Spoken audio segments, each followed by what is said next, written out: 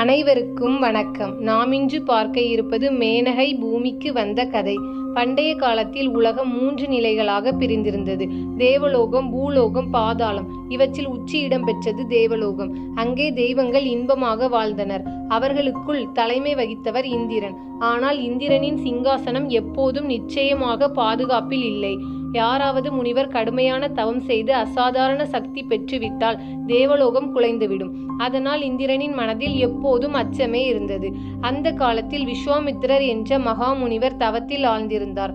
வானத்தையே எரிக்கும் சூரியனைப் போல அவரது தவத்தின் ஒளி பளபளத்தது. வானத்தில் காற்றடித்தாலும் அவர் அசையவில்லை. மழை பொழிந்தாலும் அவர் சலிக்கவில்லை. அவர் தவம் வெற்றி பெற்றால் அவர்தான் புதிய தேவலோக அரசனாக மாறுவார் என்று அனைவரும் எண்ணினர். இதை கண்டு தேவலோகத்தில் பெரும் அச்சம் பரவியது. விஸ்வாமித்திரர் தேவலோகத்தை கைப்பற்றிவிட்டால் நம் நிலை என்னவாகும் என்று தெய்வங்கள் பயத்துடன் இருந்தனர். அப்போது இந்திரன் ஆழ்ந்து யோசித்தான். இந்த தவம் முறிய வேண்டுமெனில் முனிவரின் மனதையே சிதற செய்ய வேண்டும்.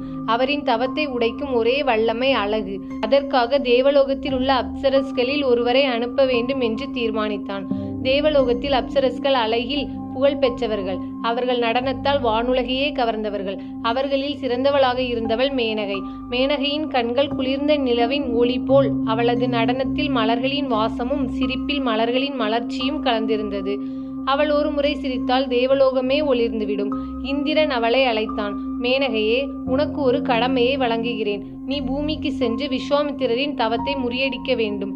உன் அழகு, உன் கவர்ச்சி அவைதான் அவரின் மனதை திசை திருப்பும் என்றான். மேனகையின் இதயம் துடித்தது. முனிவரின் தவத்தை சிதைப்பது பாவமல்லவா? ஆனால் அரசனின் கட்டளைக்கு எதிராக நடக்க முடியாது என்று அவள் நினைத்தாள். சற்றே பயந்தாலும் பணிவுடன் தலை குனிந்தாள். பூமியில் பசுமை பறந்த வனம். அங்கே பறவைகள் கீச் கீச் என்று பாடின. மலர்கள் மனம் வீசின. அந்த காட்டின் நடுவே விஸ்வாமித்திரர் தவத்தில் மூழ்கியிருந்தார்.